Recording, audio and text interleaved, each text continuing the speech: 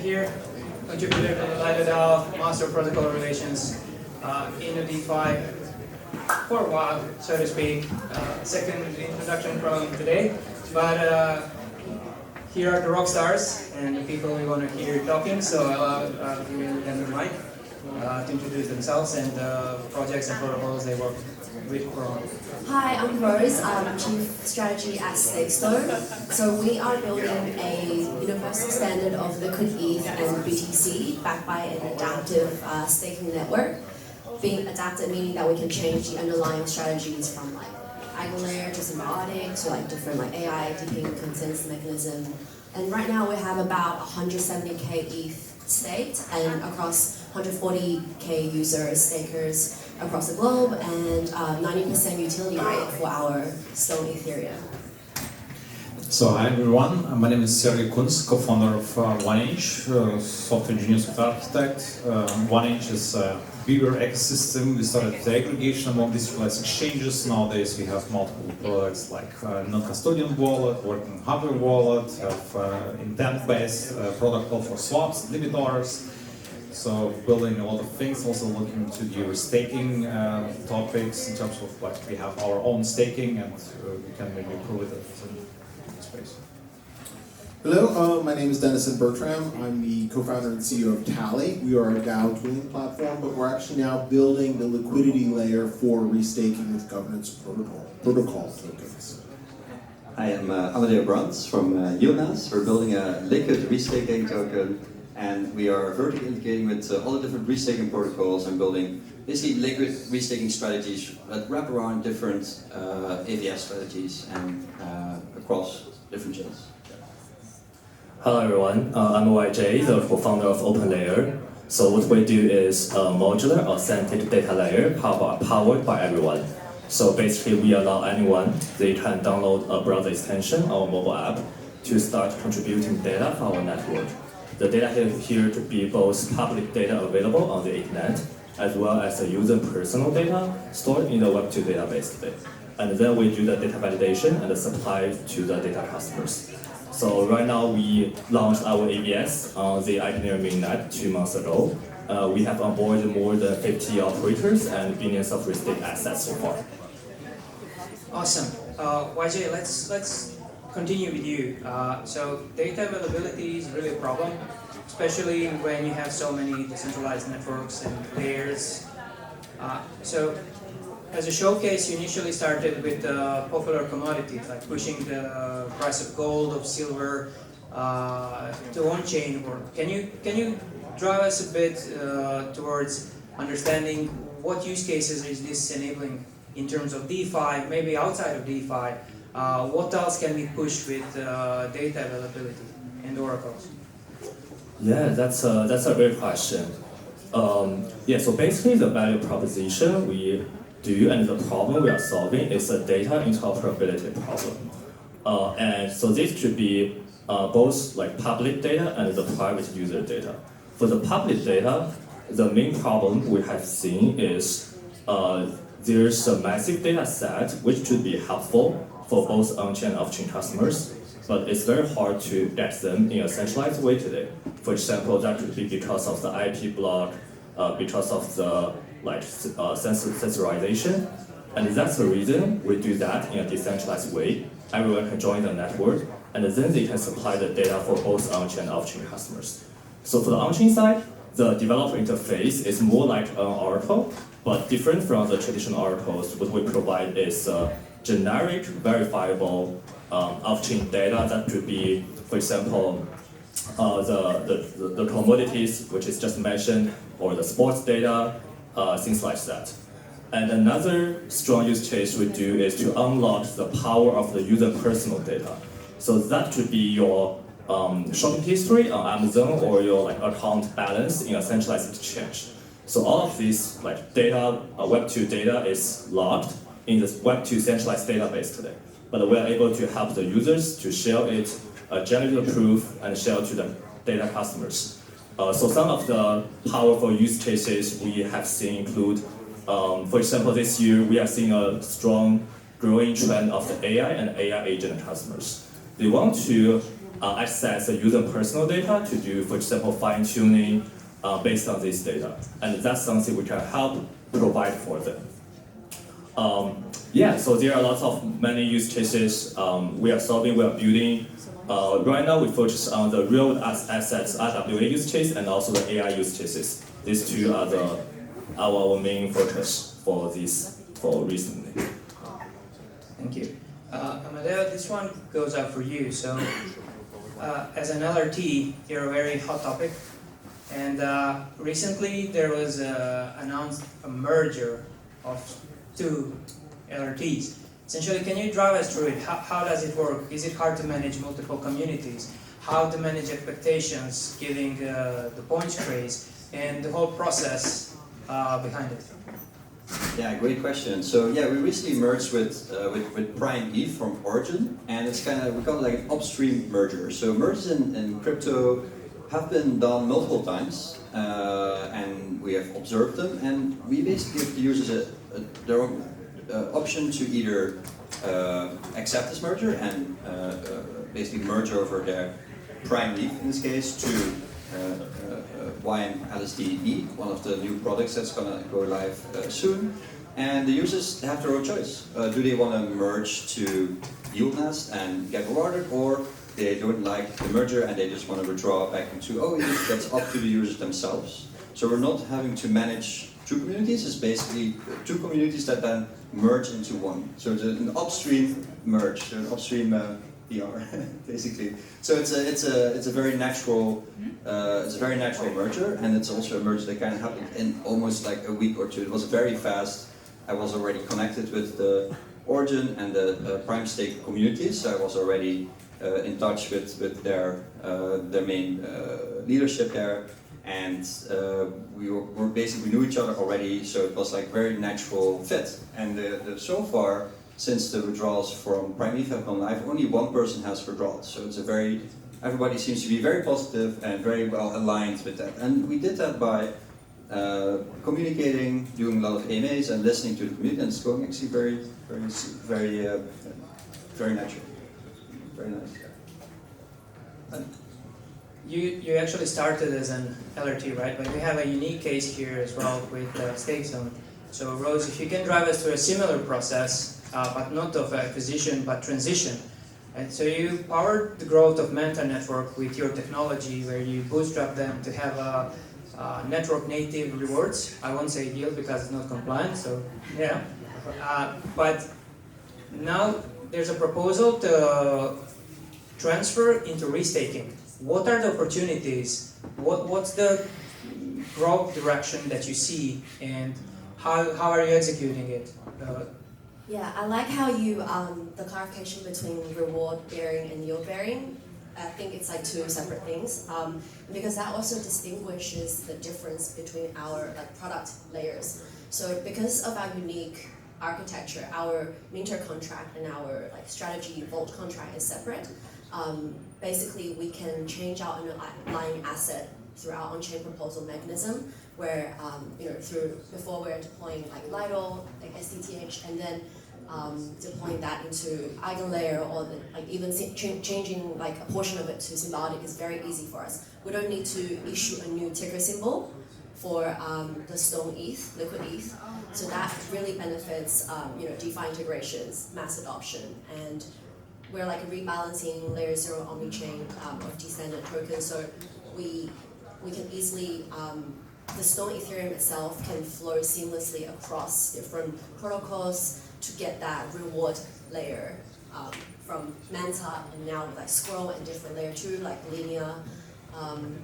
So in essence, our underlying strategies can be changed through our on-chain proposal mechanisms, voted. So you can think of us like MakerDAO for Liquid ETH. And then that facilitates the underlying asset, native ETH, gets deployed into different yield sources. Always come and go. That's the crypto narrative, right? The waves, they always come and go. So how to always capture that while keeping the stability of your Liquid ETH. That's the only way you can go for mass adoption and better DeFi integration, and also different utility scenarios. Awesome, thank you. So this has an actual great flow, which now we go to Dennison. Another example where Tally is pushing into giving ability to tokens that are not liquid to become liquid. So there's a variety of technology that's being developed thanks to restaking, and Tally is innovating with one of these cases.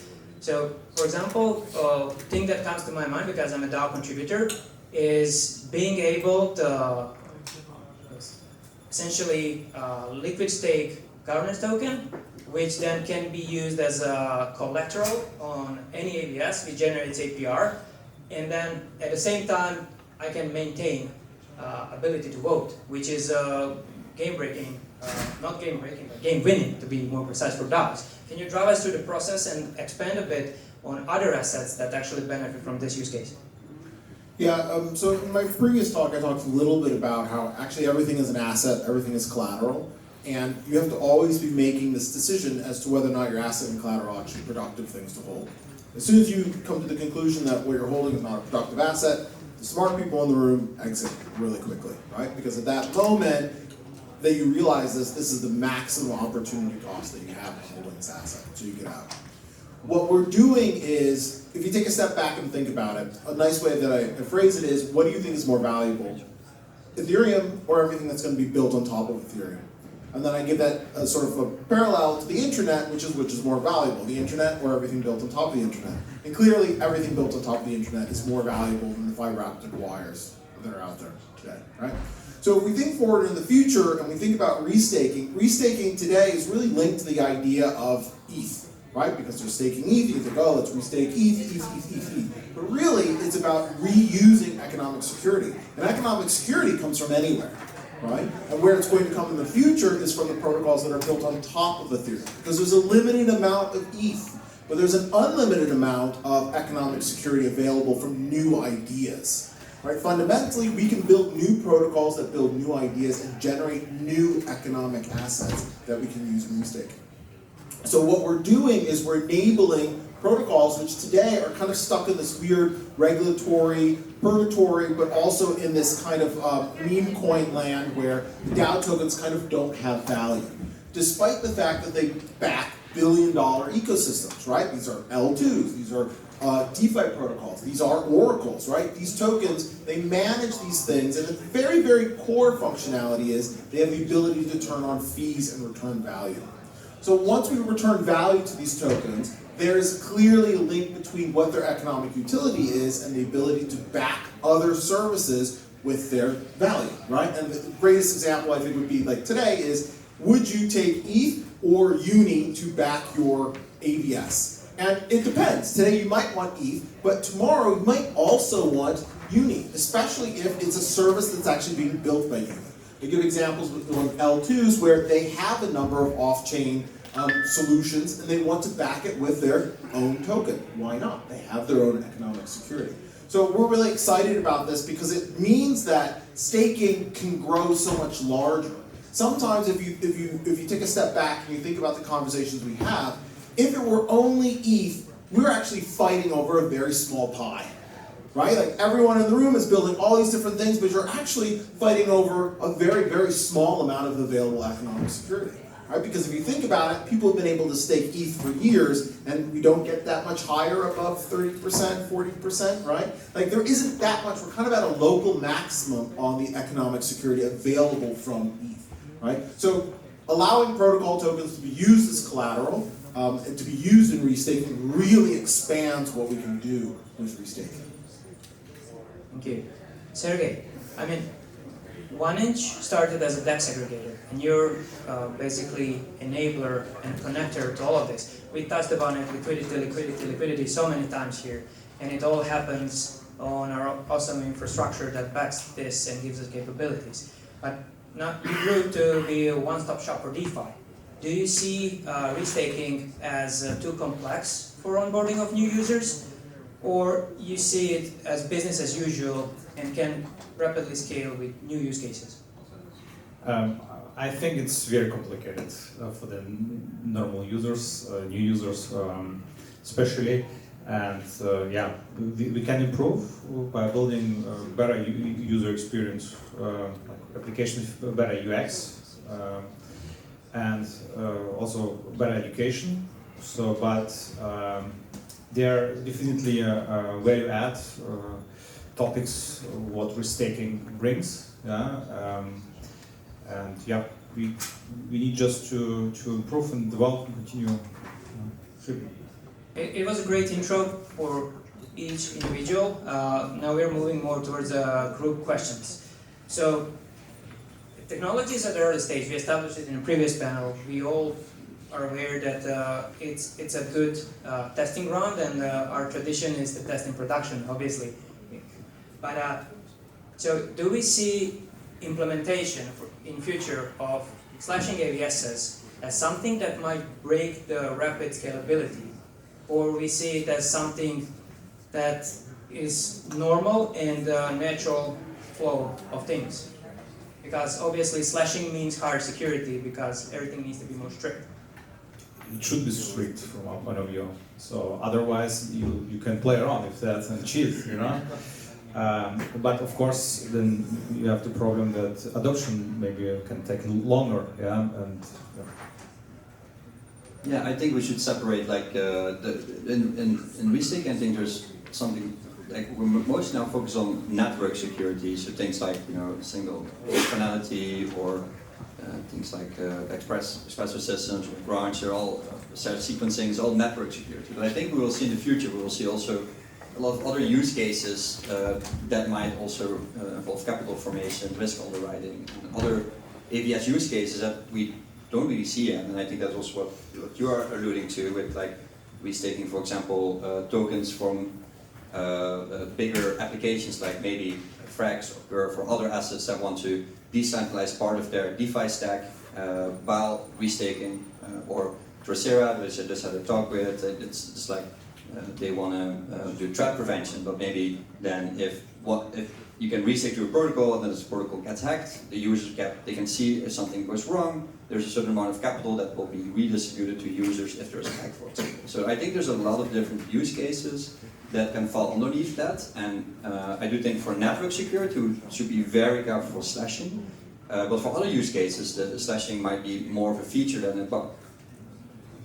I actually think I might have a little bit of a contrarian opinion here. I think that slashing is not nice, right? And it's not easy to communicate to end users, and it's not easy to scale with slashing because that possibility is enormously like detrimental in the consumer's mind, right? Like your friend Bob screws up and you lose your house. That's unacceptable as a product, and that's an enormous barrier to getting to market. So I do think that there will probably be services like underwriting, but maybe, and I don't have an answer for this, so maybe I'm just like talking out of my head, but I think that there's probably a world in which we find systems that are similar in their security without actually the full slashing.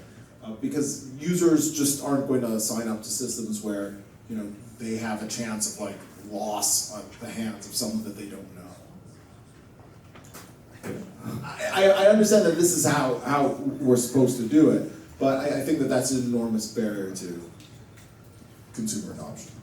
Yeah, I think for the slashing, definitely some of the protocols lead slashing many more than the other protocols. So first of all, I think slashing is one of the most important, it's a critical feature of Ideoneo. So in my mind, there are three features Ideoneo should push quickly. One is a fee protocol, the reward users can get. The second is slashing, and the third is the attributable security.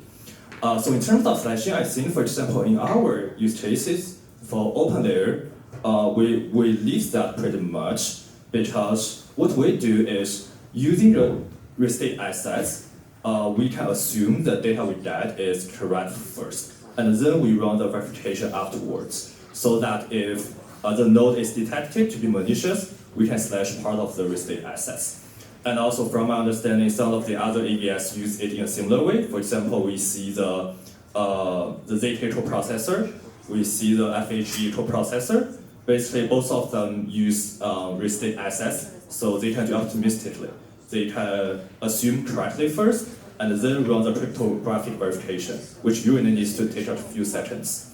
So that's one thing. The other thing I think is, so even for slashing, we see there are two types of slashing. One is objectively attributable fault, and the other is the intersubjectively attributable fault.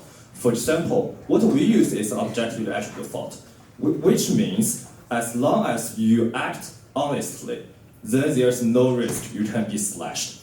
But there's another type of slashing which could be harder to communicate to the users, which is even though you behave in an honest way, it's still a chance you can be slashed because of the difference in the social consensus. One example here could be the airdrop of the layer 0. I see there's a vote, there's a prediction market vote, which is whether or not you think layer 0 will have an airdrop. But in reality, what we know is there is an airdrop, but you need to donate some money to Arbitrum, to some other chains first to claim that. Then we see there's the inconsensus, which is some people consider it as an airdrop, but the other people think it's not an airdrop because you need to donate first. And then there's a debate in the community.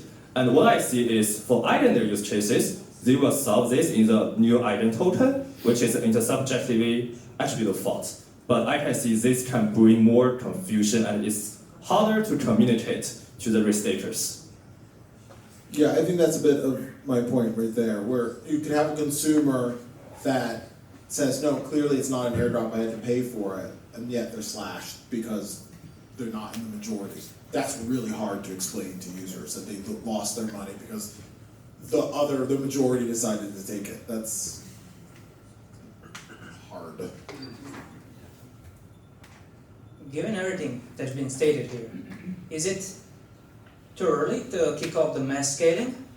Does it need to be gradual, or you believe it's free-for-all, markets should decide? Free for all. Yeah, I think that's why we're here, right? Free markets. I think for mass adoption, you need something, like I was saying, like you need like a universal standard where you don't have to patch it up every time there's an upgrade with some DeFi protocol or a smart contract upgrade. It has to be consistent to be used. So for example, like a liquid ETH or something gets through regulation gets integrated with like institutions. If they issue another ticker symbol, then that has to go through the same thing again. And with like DeFi integrations as well, like I think the way we are working in this space right now is not really towards mass adoption. Like the way we build our product is just, oh, here's like a patch for the previous problem or something. So I think we really need to think about like how we structure the product when you're building out the product, whether it's for different scenarios, different case utilities, different like long-term solutions, something that can withstand different upgrades throughout like time, and also for example our Stone token, it can be integrated in like payment scenarios. It can be integrated in DeFi scenarios, and yeah, I think that's something that's really important. Also, having like a truly liquid asset, whereas like a lot of the LIT assets in the space are like still locked up, and you can't really like withdraw your ETH. There's like DPEG when there's like a 5% spread when you like swap it on different DeFi pools and stuff. So I think that needs to all come together before it reaches mass adoption.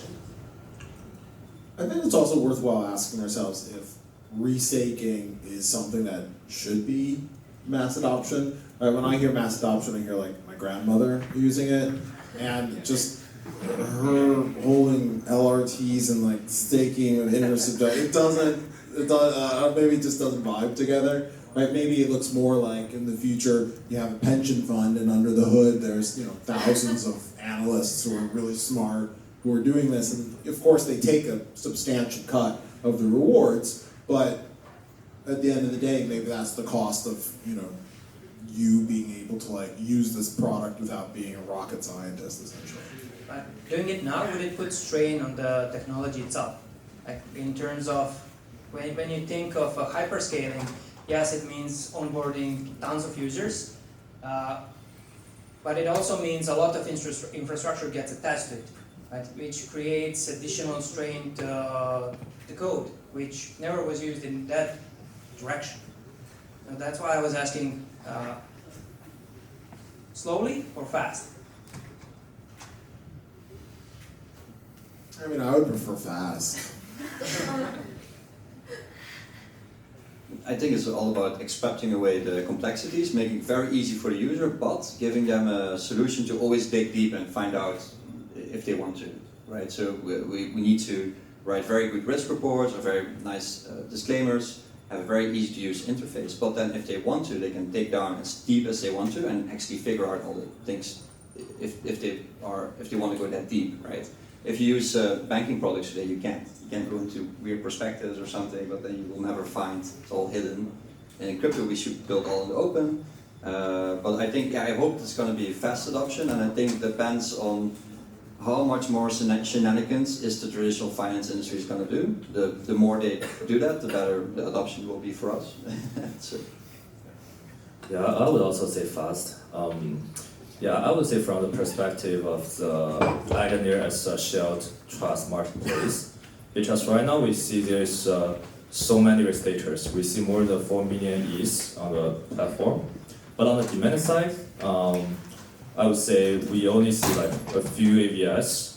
Yeah, and that's the reason with Eigenlayer is also scaling. They are doing the hackathon, they are hiring the top large people and engineers to basically scale the team, onboard more AVS.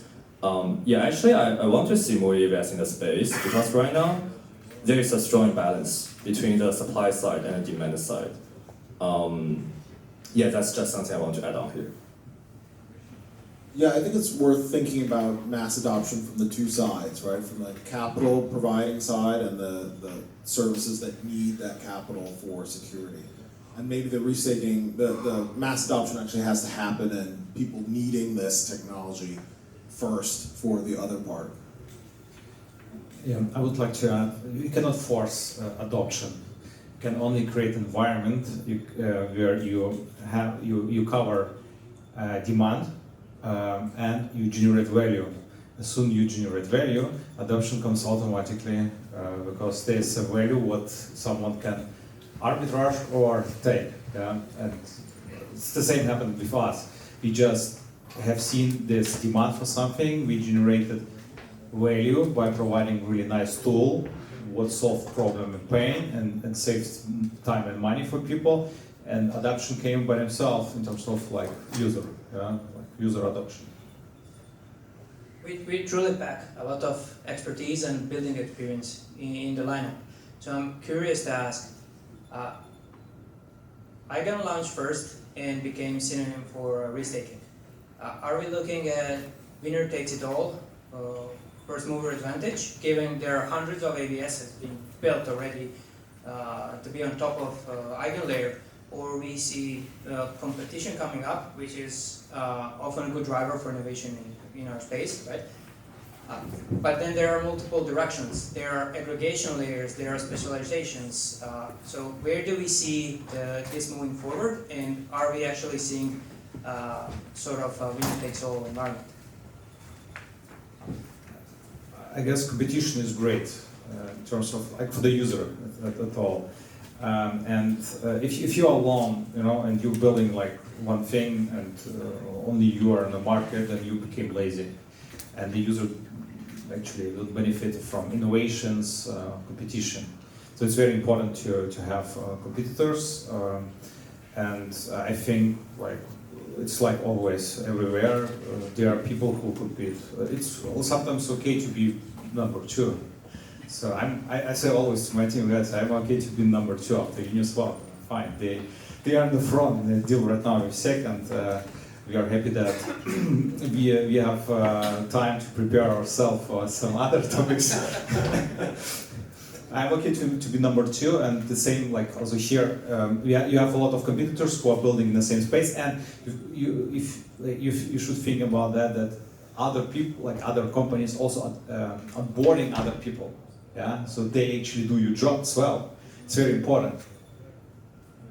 You know, we talk with a lot of different protocols who are interested in using their governance token in restaking. And the other day, one of them said something really interesting that has stuck with me for the past few days. They said, Dennison, we want to use our token to restake on our own services that we build, and for our ecosystem to be able to build services and be aligned with us by letting the token be restaked there. But do we have to pick a restaker first? Meaning they were thinking, do we have to pick Karak? Do we have to pick Eigenlayer? Do we have to pick Symbiotic? Can't you just make that piece uniform? And that really opened in my mind the idea of like, maybe we're going to get to like commodification of restaking faster than I would have expected. I certainly got into restaking thinking this is definitely winner take all. But the fact that projects don't want to commit to a restaking framework because they're not sure. They have the same question, is it winner take all? Because if it isn't, they feel like maybe they're going to get stuck on an island where they've built out something. Now ideally that should make it winner take all, but there's this strange social dynamic happening where they're just insecure about like what tech solution they should be choosing. So going forward, does it remain winner take all? I'm not sure. Maybe it actually becomes really hyper-specialized with a lot of aggregation layers on top of it. I think, you know, in the panel previously, there was a question around like how much security is enough security, right? There may be products that say, hey, we're just a lot cheaper because it's a lot less economic security, but more than you need. Yeah, I think now Eigenlayer is definitely front running it because they're building this for many years, and there's like upcoming competitors like, oh, that's interesting. So there's a lot of ground they still need to cover, and there's a lot of ground that Eigenlayer itself still needs to cover. But what's interesting, if you look into architectural designs of these systems, everybody has like really wild new ideas. So it's really will be really cool to see it all be playing out. But I would say it's still for a lot of the other competitors still quite early. So I'm very curious to see what they will actually deploy, what kind of code they will deploy. And that is still kind of unsure. So if you say like Karak, for example, well, I would like to see what they have. I don't know, they don't publish their code. So whereas Symbiotic does have a really good architecture and they're working very hard, so really looking forward to their release and see what they have built.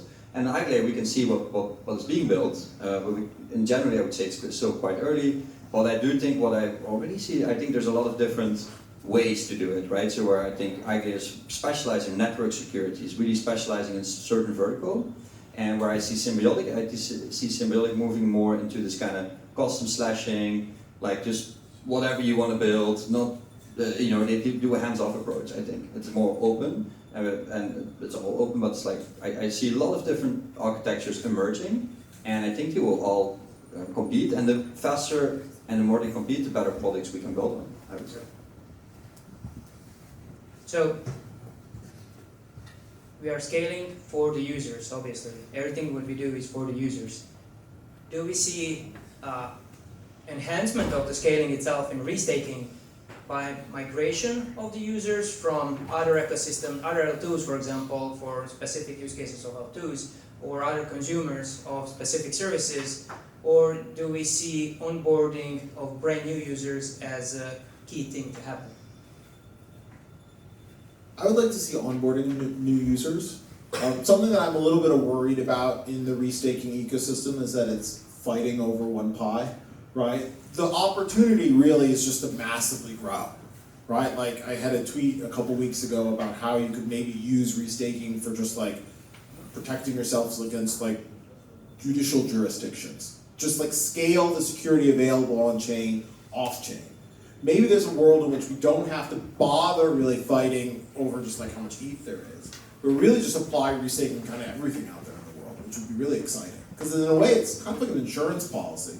And insurance doesn't really have any limit to how much you can scale it and the applications that you can put it towards. Yeah, I think already if you do so, you can restake any asset. You can restake LP to pools. You can restake stablecoins. You can restake ETH. You can restake validators. Yeah, you can restake anything. Actually. Yeah.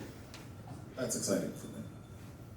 Yeah, I think it's important to onboard new users and also abstracting all that complexity away from them as well. Maybe as you mentioned, your grandma restaking.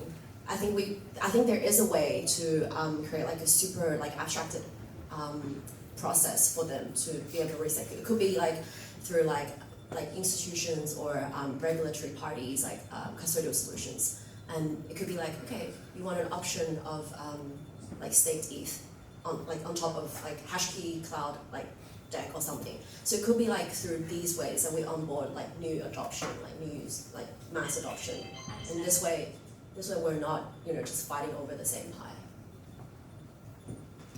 Yeah, I think another good reason to focus more on the new apps is what I understand is what Eigenlayer provides is a quick way to bootstrap the trust network, which means this could be very valuable for some new applications, for some smaller startups to quickly bootstrap. They don't need to find operators, they don't need to do the BD part by themselves one by one, but instead they can quickly follow the development iteration and onboard on Eigenlayer. But on the other side, let's say if there's a more mature project, they have, for example, hundreds of millions of TVL. What they might more is, like, for example, they might want more options for other assets besides Restake ETH, and also they want many more customization besides some default options to provide. So, and also they have more resource to talk to each of the like top operator in the space to onboard them. Yeah, so I think from this perspective, I also agree like new applications could have more potential space. So, short one, last one, because we're a bit over time, but a bit of a cheeky question. And it's directed to builders, so I'm generally curious where it takes us. What's after the point maybe? Can we go back to DeFi build farming? Yeah, we just talked about. I miss DeFi summer. The first DeFi summer was actual. The innovation was so much faster than now. I think sometimes I feel things are getting a little bit stagnated because of points. Like people are taking less risks and cutting some corners. We did develop a fully deterministic point system, so we did kind of a little bit on maybe a bit over the top, but like we were like, yeah, let's try to do it a bit better. But I think the points matter will stay because I do see it's more like an alignment system. The reason why I think projects give out points or why YieldNet gives out points is to kind of find alignment with communities and see where do we want to distribute our governance power to, and how do we kind of build a protocol or a community with people that are actually aligned with a certain vision and direction of this protocol, and at what point can we go hands off and be like, all right, so these people that have now power in this system can then govern the system, and that's I think why the points narrative took off. But I do think it got a little bit abused. But I think we're just gonna revert back to more real stuff, like soon when we get more real AVS use cases, or we get more real restake use cases. So I think the points meta is a thing that kind of overblown, but it goes back to mean, it refers back to its mean, and then eventually it will be used for what it's used for, and it's just community alignment. I think that's where it's going to go, and then eventually real products will come out of it. Yeah, I think we did the biggest points like program with Manta Store, and I think it's actually the whole points thing is setting us back from like the DeFi innovative space, because it's actually super centralized and you're manipulating how yield is distributed before it actually happens. And there's a lot of like people get disappointed nowadays with like the point system, right? Your funds are getting locked up. If you withdraw, you don't get the points.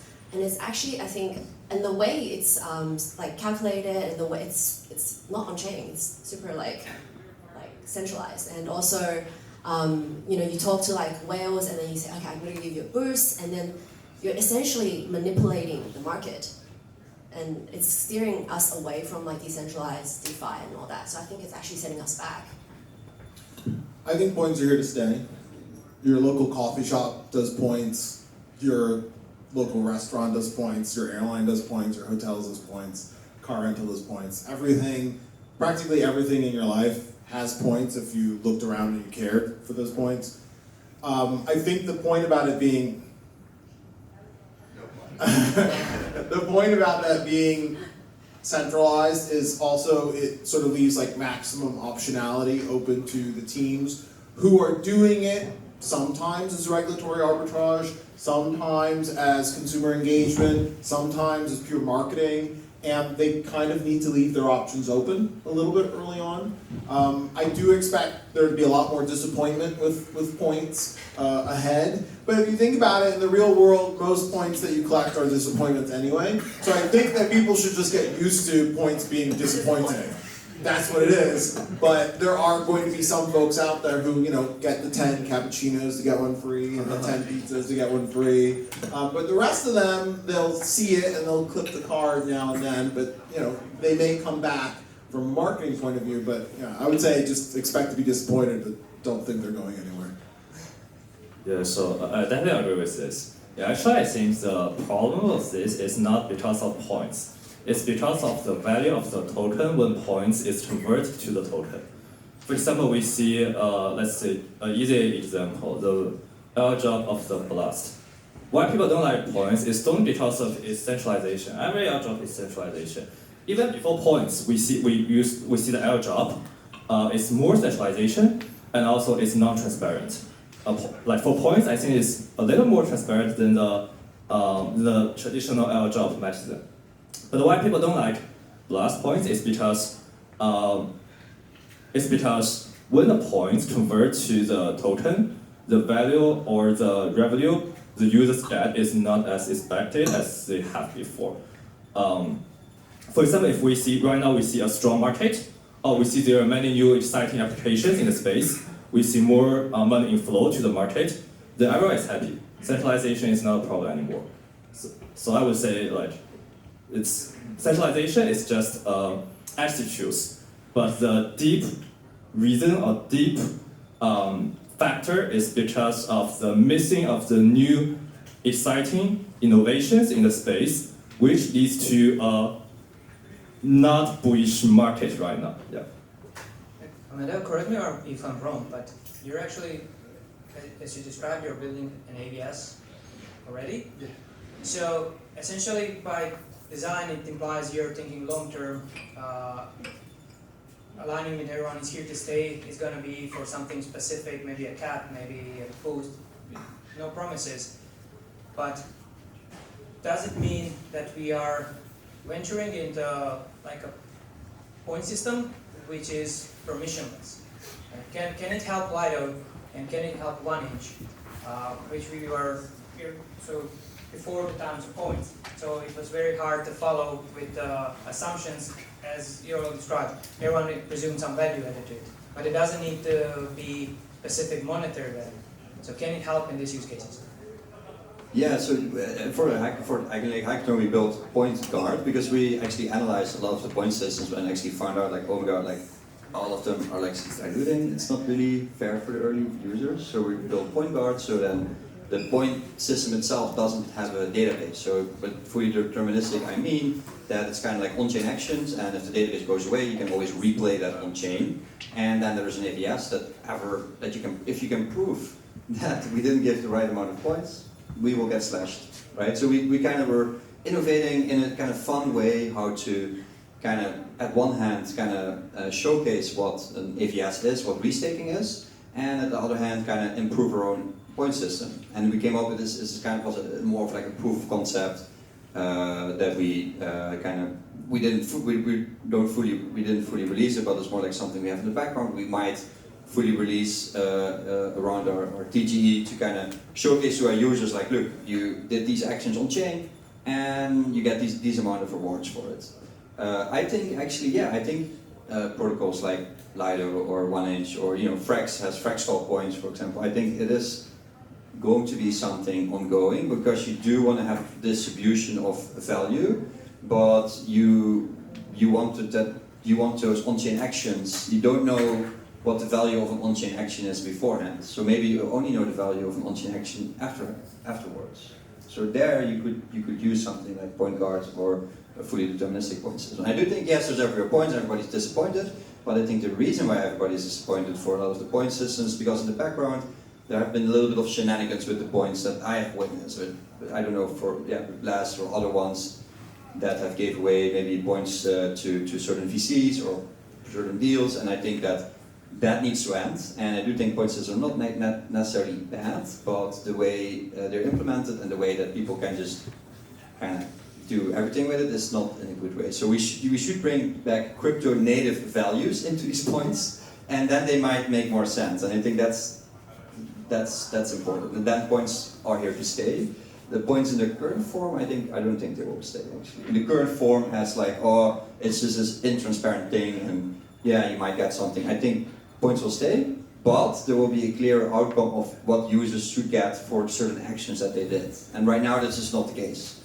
People were so happy that Layer 0 gave a output of an Excel sheet of, wow, I have so many airdrops, and I was like, wow, well, this should be way more transparent. If we go back to our crypto native values of why this industry actually grew, if we go back to that, then points might make sense, but we do need to implement them in a better way, I would say, yeah.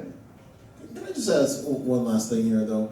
Isn't there a kind of problem where you could have a transparent point system, but then you go and you do the airdrop and, oh, sorry, you're from a country that you can't claim? Right? That's kind of a weird world, because you do want to incentivize people around the world, but then you're like, but actually you can't. Well, that goes against crypto native values. So crypto native values it shouldn't matter where you're from. It's just like we're building cryptographic systems that no matter what happens, like, you know, that's the whole thing, right? So that we should go back to crypto native values and should not lose that. Yeah. Maybe that's the problem. Thank you, everyone. It was a real pleasure hosting you today. And we'll stick around shortly, so if you want to ask some questions after the panel, feel free to. Thank you. Okay.